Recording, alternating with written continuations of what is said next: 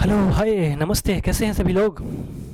बहुत दिनों के बाद और यूट्यूब पे मैं आ रहा हूँ।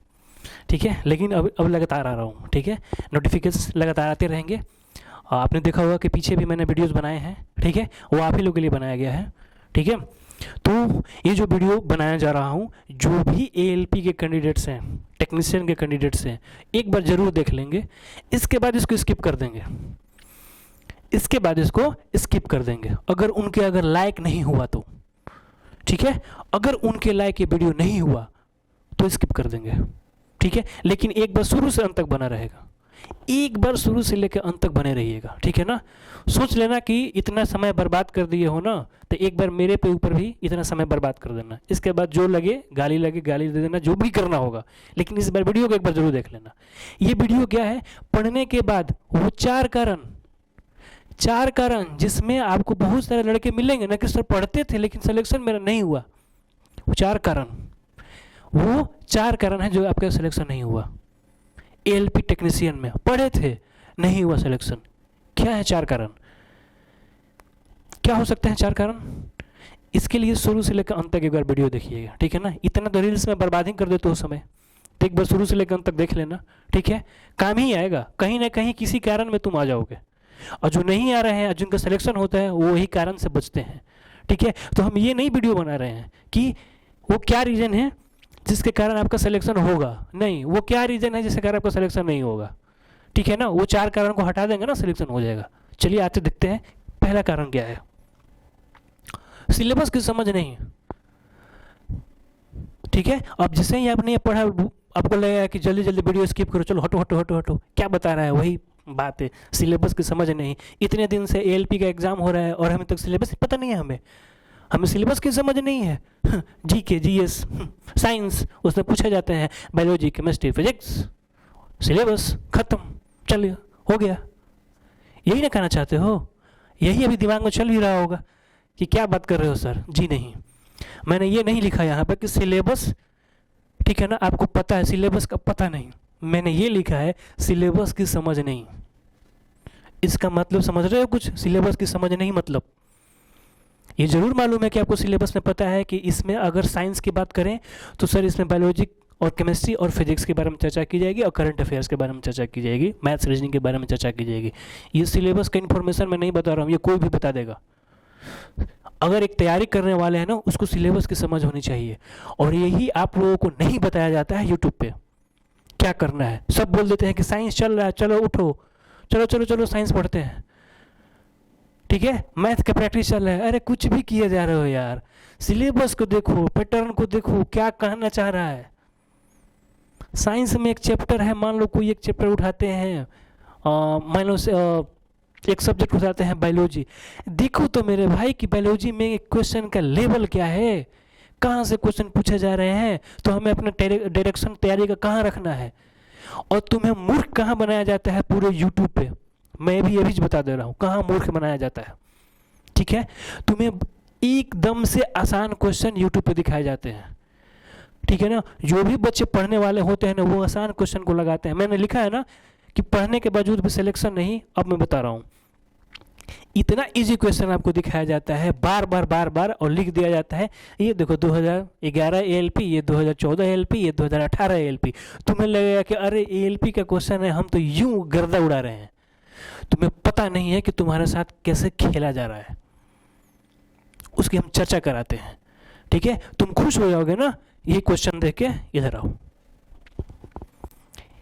यही क्वेश्चन देख के खुश हो जाओगे ना। ये सब मैं क्वेश्चन लाया हूँ, एएलपी का ही क्वेश्चन लाया हूँ, पूछा हुआ क्वेश्चन ला रहा हूँ, आप लोगों की खुशी के लिए ला रहा हूँ, जरा खुश हो जाइए। इसके बाद मैं आपको दिखाऊंगा हकीकत। Name the type of mirror use in the headlight of vehicle. वाहन के हेडलाइट में उपयोग किए जाने वाला दर्पण कौन सा है? बहुत सारे जो भी वीडियो देख रहे होंगे मारेंगे एकदम, वाह सर ये हमें तो पता ही है। उसी तरह से यही क्वेश्चन आपको दिखाया जाएगा यूट्यूब पे। बताइए निम्नलिखित में से कौन से गैस चूने के पानी को दूधिया कर देती है? और हकीकत है कि ये एलपी में पूछा हुआ है। आप खुश हो जाएंगे, जो भी बच्चे नए होंगे ना खुश हो जाएंगे। निम्नलिखित में से कौन सा गैर चमकदार वस्तु है? बहुत खुशी के मारे और पागल हुआ है लड़का कि अब क्या, अगला बार रेल तो उड़ाएंगे ही उड़ाएंगे। लेकिन नहीं, यही क्वेश्चन है ना, विद्युत आवेश की इकाई क्या है? यही क्वेश्चन बना के तुम सोल्व करोगे ना। मनुष्य की अंतःस्रावी ग्रंथि कौन सी है? वाह। एक कवक कोशिका भित्ति किसकी बनी होती है? बोलोगे काइटिन। तुम्हें लगेगा कि मेरा तैयारी का लेवल है, बस एग्जाम हो जाए, बस क्या कहना है। यही क्वेश्चन, पानी को कीटाणु रहित करने के लिए बताइए किसका उपयोग करते हैं? बहुत खुशी से मारोगे तुम, लगेगा कि वाह क्या चल रहा है। काम करने की क्षमता को क्या कहा जाता है? यही सब क्वेश्चन तुम्हें यूट्यूब पर दिखाए जाएंगे, ठीक है। और तुम्हें पता नहीं चलेगा कि तुम्हारा ब्रेन वॉश करके कोर्स बेचा जा रहा है, और जो बेचारे पढ़ना भी चाहते हैं ना, वो यहीं पे आकर फंस जाएंगे। उनको लगेगा कि हमारी तैयारी तो सही ही है, लेकिन मैं दिखाऊंगा क्वेश्चन। यांत्रिक ऊर्जा का योग क्या है? नहीं पता है किसी को? हाँ, बल का समीकरण किसके बराबर है? प्रोपेन का रासायनिक सूत्र क्या है? यूट्यूब पर भी चलेगा नंगा नाच इसका, देखना कुछ दिन के बाद इसका नंगा नाच शुरू होगा। एक लेंस की क्षमता 2 डायोप्टर है, तो बताइए कि संवेग को किसके गुणनफल के रूप में मापा जाता है? संवेग P=mv। ये सारा क्वेश्चन मैं दिखा रहा हूँ जो आपको कुछ दिन के बाद कराए जाएंगे, और आप वाह वाह वाह वाह करोगे, और लगेगा कि बस अपने पापा मम्मी का क्या करना है, सपना पूरा ही करने जा रहे हैं, लेकिन अधूरा है। सर्च लाइट का परावर्तक सतह, चिट्टी में निम्नलिखित में से कौन सा अम्ल मौजूद होता है? यही सब क्वेश्चन आपको यूट्यूब पे क्या करेंगे, दिखाए जाएंगे। यही सब क्वेश्चन क्या होंगे यूट्यूब पे। एक परमाणु में न्यूट्रॉन की संख्या किसके बराबर होती है? ठीक है, ये क्या हो गए, ये आपको झरोखा हो गया, ये आपको झरोखा दिखा दिया गया। अब आप खुश हो गए, हम भी यही क्वेश्चन कराएंगे। हकीकत बताऊं, ये जो क्वेश्चन कराया गया है ना, ये पेपर का जो साइंस का है ना, मुश्किल से 5 से 8% ये पेपर का है, जो कि किसी भी एग्जाम में पूछे जाएंगे। हकीकत कहाँ से शुरू होता है मेरे भाई? हकीकत कहाँ से शुरू होगा? जहाँ से तुम्हारा सिलेक्शन होगा, वो मैं दिखा रहा हूँ। देखो, वो भी मैं पेपर दिखाऊंगा। कहाँ का पेपर? वो भी ALP का ही पेपर दिखाता हूँ। कैसे तुम लोगों के साथ खेला जाता है मैं ये दिखा रहा हूँ। जो बेचारे नए होते हैं उनके साथ कैसे खेला जाता है मैं ये दिखा रहा हूँ।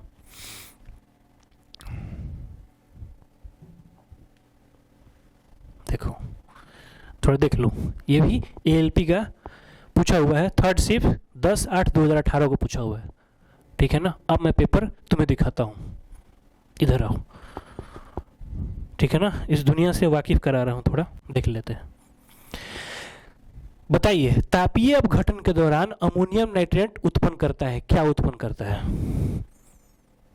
नहीं कराएगा यूट्यूब पे ये सब क्वेश्चन, नहीं तुम्हें बताएगा, क्योंकि तुम्हें भी पता चल जाएगा ना कि ये सब क्वेश्चन के लिए हमारे पास तो थ्योरी है नहीं, तो तुम भटकोगे, नहीं बताया जाएगा, व्यूज नहीं आएगा ना।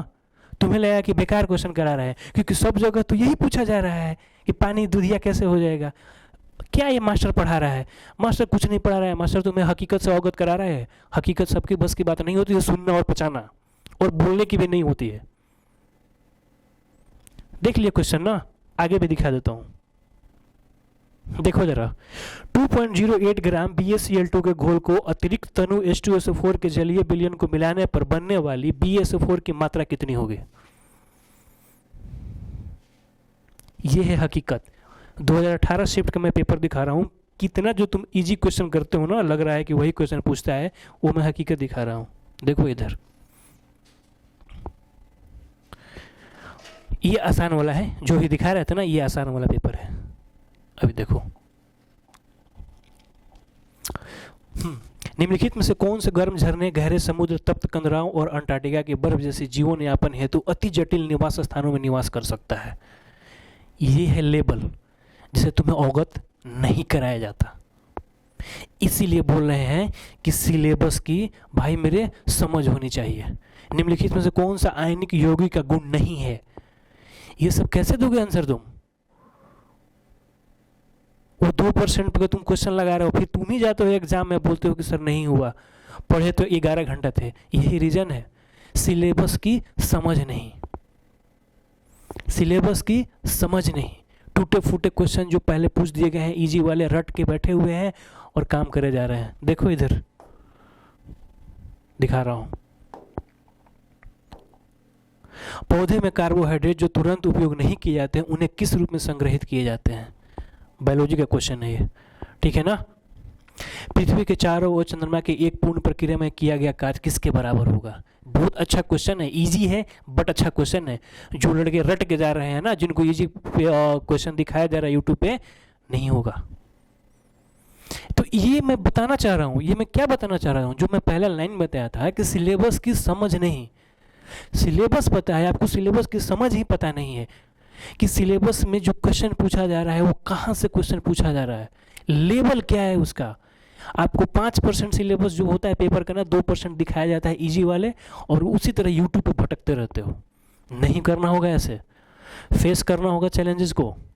टफ क्वेश्चन जो भी है या फिर थ्योरी जो है ना, उसको अच्छे से पढ़ना होगा और फिर प्रैक्टिस करना होगा, तब जाके होंगे। वरना 10 घंटा वही क्वेश्चन को, इजी क्वेश्चन को पढ़ते रहे और फिर बाद में बोले कि हम तो बहुत मेहनत किए थे। तो भाई तुम्हें सिलेबस की समझ ही नहीं थी, क्या पूछा जा रहा है, कितना लेवल तक हमको पढ़ना है। तो पहला जो मैं लाइन बोला था ना कि सिलेबस की समझ नहीं, ये वही बात है ना। हमने क्या बोला था, सिलेबस की समझ नहीं है, इसीलिए बोल रहा हूँ कि सिलेबस की समझ नहीं है। जो क्वेश्चन कर रहे हो आपको पैटर्न पता नहीं है, तो सिलेबस को समझो पहले। जो भी जो सब्जेक्ट है ना उसको समझो, क्वेश्चन देखो क्या लेवल है, और फिर उसके अनुसार हम आंसर दे पा रहे हैं। ठीक है, तो पहली बात सिलेबस को समझें। दूसरी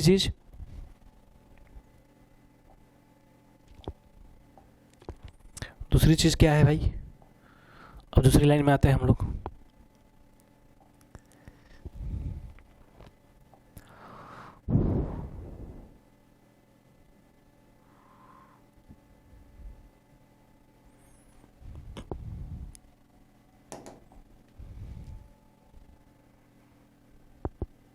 हाँ, दूसरा लाइन क्या था कि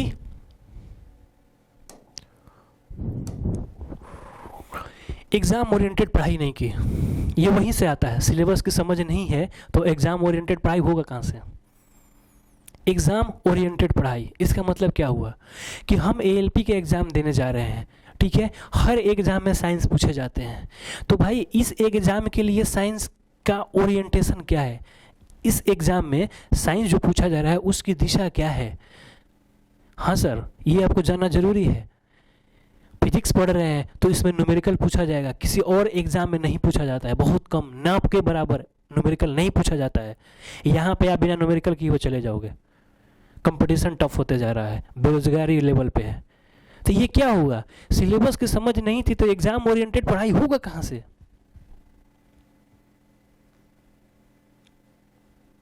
नहीं होगा ना।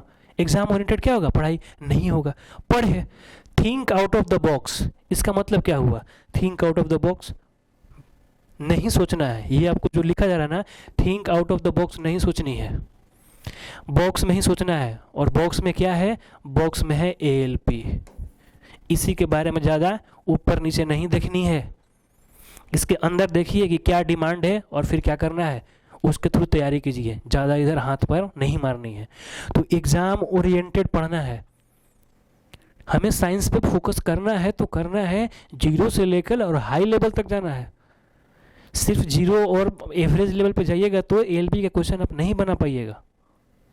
तो दूसरा पॉइंट क्या है कि एग्जाम को देखिए, ओरिएंटेशन क्या है इसका, किस दिशा में क्वेश्चन पूछा जा रहा है, तब जाके होगा। तो दूसरा, पहले तो सिलेबस को समझिए, फिर उसके अनुसार क्या कीजिए, पढ़ाई शुरू कीजिए। बुक लीजिए, टीचर हैं तो टीचर को परखिए कि क्या पढ़ा रहा है या नहीं पढ़ा रहा है उससे, तब पढ़ाई कीजिए। ऐसे क्यों कहीं भी कूद रहे हैं, घूम रहे हैं, किसी टीचर को देख रहे हैं, भीड़ है तो कूदे जा रहे हैं, अरे भीड़ में वो मूर्ख बना रहा है वो। ठीक है, तीसरी पार्ट पे आते हैं सर, एग्जाम ओरिएंटेड प्रैक्टिस नहीं। अब देखो क्या होता है, अब कुछ बच्चे जो है ना वो पीछे पढ़ भी लिए हैं, सिलेबस भी समझे हुए हैं क्योंकि बहुत दिनों से पढ़ रहे हैं तो बहुत प्रैक्टिस कर लिए हैं। ठीक है, दूसरी चीज़ एग्जाम ओरिएंटेड पढ़ भी लिए हैं, अब ज्ञान है उनको प्रैक्टिस ही नहीं है। प्रैक्टिस करने का मतलब क्या हुआ, जैसे कि मान लो पूछ रहा है एक्स का 420% इक्वल टू वाई का, ठीक है ना, 430% इक्वल टू जेड का 33%। निकालने के लिए आपको बोल दिया कि इसका अनुपात निकालिए, आप इसका अनुपात निकालिए। ऐसा एएलपी का बच्चा नहीं होगा, जो एवरेज भी बच्चा होगा ना वो इसको नहीं बनाएगा, बनाएगा बिल्कुल बनाएगा, ठीक है ना। लेकिन एक बहुत कम समय में बनाएगा, एक थोड़ा सा ज़्यादा समय में बनाएगा। तो जो एक कम समय में बनाएगा ना वो ज़्यादा क्वेश्चन अंत में जाके अटेम्प्ट करेगा। और वो क्यों हुआ sir? Exam oriented practice. Exam oriented practice का मतलब सर, जब हमने सिलेबस एग्जाम ओरिएंटेड पढ़ लिया है ना, अब हम उस पर धार लगानी है, तो खूब जम के उसी टाइप के क्वेश्चन को प्रैक्टिस करना है। मैथ्स हो, रीजनिंग हो, इसको कम समय में टाइमर लगाएंगे और प्रैक्टिस करेंगे। आज से ही शुरू कर देंगे प्रैक्टिस। तो इसको बोला जाता है एग्जाम ओरिएंटेड प्रैक्टिस। तब जाके सिलेक्शन होता है भाई। गवर्नमेंट जॉब ऐसे नहीं मिलती है, हकीकत बता रहा हूं, नहीं मिलती है ऐसे गवर्नमेंट जॉब, समझे? तो एग्जाम ओरिएंटेड प्रैक्टिस आपको करनी है, ठीक है। आपका सिलेक्शन क्यों नहीं हुआ? 3 पॉइंट, सिलेबस की समझ नहीं, एग्जाम ओरिएंटेड पढ़ाई नहीं, एग्जाम ओरिएंटेड पढ़ाई पढ़े तो प्रैक्टिस नहीं की उसके थ्रू। चौथी सर,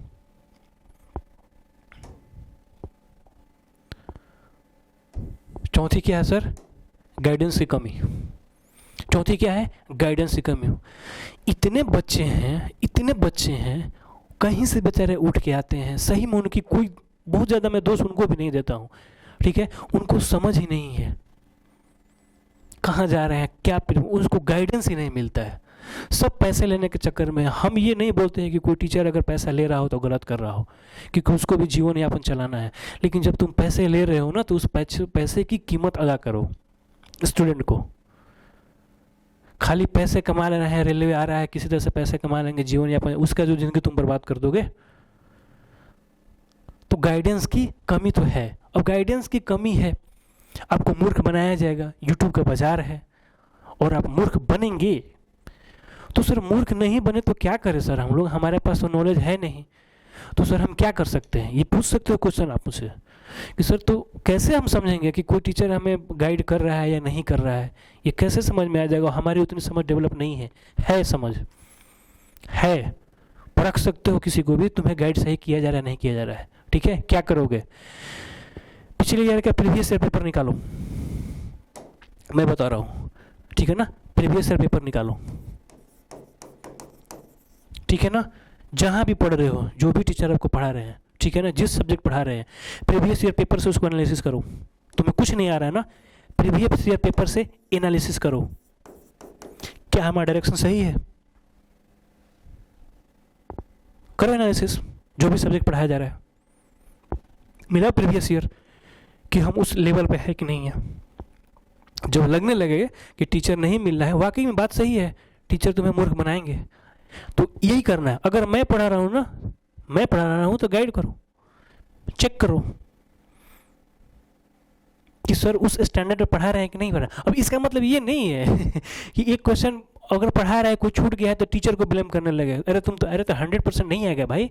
डायरेक्शन देखनी होती है कि सर हमें डायरेक्शन में ले जा रहे हैं, ठीक है, अब हमें क्या करनी है, नंबर ऑफ क्वेश्चन क्या करना है, प्रैक्टिस करना है, इसी डायरेक्शन में करना है। ये मैं बात बता रहा हूँ। तो आपको जब नहीं समझ में आ रहा है कि कोई मूर्ख बना देगा टीचर, यूट्यूब का इतना बाजार है, सोशल मीडिया है, यहाँ कोर्स ले लो, वहाँ कोर्स ले लो, कोर्स नहीं समझ में आता है, तो मैं आपको बता रहा हूँ, प्रीवियस ईयर पेपर उठाओ, जो भी आपको पढ़ रहे हो, जहाँ भी पढ़ रहे हो, मिलाओ उसको कि सर जो पढ़ा रहे हैं उस स्टैंडर्ड तक ले जा रहे हैं कि नहीं ले जा रहे हैं, या बीच में वही लल्लू वाला क्वेश्चन करा के और छोड़ दे रहे हैं, ठीक है। इससे आप अपना खुद गाइड कर सकते हो। फिर क्या करना है, उस पर टेस्ट लगाना है, ठीक है। इससे सेल्फ इंडिपेंडेंट हो जाओगे, ठीक है। अगर गाइड को किसी को कमी है तो ये मेरी बात याद रखना, अगर अपने को खुद को गाइड करना है तो हमें भी जरूरत नहीं है। तो एएलपी की वैकेंसी आने से पहले ये चीज़ें मुझे बतानी जरूरी थी। एएलपी से आने से पहले ये चीज़ें बतानी जरूरी थी, 4 पॉइंट, जिसके कारण पढ़ने के बावजूद भी आपका सिलेक्शन नहीं होगा। एक, सिलेबस की समझ नहीं है। दूसरी, एग्ज़ाम ओरिएंटेड पढ़ाई नहीं की है कि इस एग्ज़ाम में क्या ओरिएंटेशन, क्या इसका डायरेक्शन है, कहाँ पढ़े, किस डायरेक्शन में पढ़े। पढ़ लिए तो प्रैक्टिस नहीं कर रहे हैं आप। एग्जाम ओरिएंटेड प्रैक्टिस, कैलकुलेशन को फास्ट करिए। और चौथा, गाइड की कमी रह जाती है, जिसके कारण बच्चे बहुत भटक जाते हैं। उनके पास मेहनत है, सब कुछ है बेचारे, ऐसा नहीं है कि पढ़ने वाले बच्चे नहीं है, बहुत पढ़ने वाले बच्चे हैं, ठीक है। उनको गाइड नहीं मिल पाता है और मिसगाइड हो जाते हैं। उनको समझ में नहीं आता है कि हमें मिसगाइड कर भी दिया गया है, और अपने ही को आप दोष देते हैं। बहुत अच्छे बच्चे 10 घंटा पढ़ लिए, फिर दोष देते हैं कि कुछ कमी हमारे अंदर ही रह गई। ये जो हमारे अंदर कमी रह गई तो सही बात है, एक दिन तुम सुधार लोगे, लेकिन तुम्हारे जो अंदर जो कमी है ना, वो गाइड के क्या बोलते हैं उसको, गाइड नहीं मिला। इसके अंदर से वो कमी तुम्हारे अंदर से निकाला नहीं गया, तुम्हारे पास सब कुछ था। तो ये 4 पॉइंट को ध्यान में रखिएगा, ठीक है ना, उसके अनुरूप तैयारी कीजिएगा, ठीक है। अगर वीडियो अच्छा लगा होगा तो लाइक और शेयर ज़रूर कीजिएगा। अगर इसमें लग रहा होगा कि मैं कुछ फेंक रहा हूँ तो डिसलाइक कर सकते हैं, लेकिन आप ही के लिए वीडियो बनाया था। एक बार इसके थ्रू देख लीजिएगा और फिर इसी के अनुरूप आप अपने हिसाब से पढ़ाई कीजिएगा। लग रहा है कि मेरा स्टैंडर्ड है तो अपने से प्रैक्टिस कीजिएगा और पढ़िएगा। नहीं लग रहा है तो कहीं भी किसी इंस्टीट्यूट में आपको लग रहा होगा कि ये सर अच्छा पढ़ाते हैं, उसका कोर्स ज्वाइन करिए, लेकिन उसको चेक कीजिए, बर्बाद मत हो जाइए उसके चक्कर में, ठीक है। तो यही आपको बताना था, ठीक है। तो सभा को आप समाप्त करेंगे। वीडियो को लाइक ज़रूर कीजिएगा, अच्छा लगेगा तो। चलिए, गुड नाइट।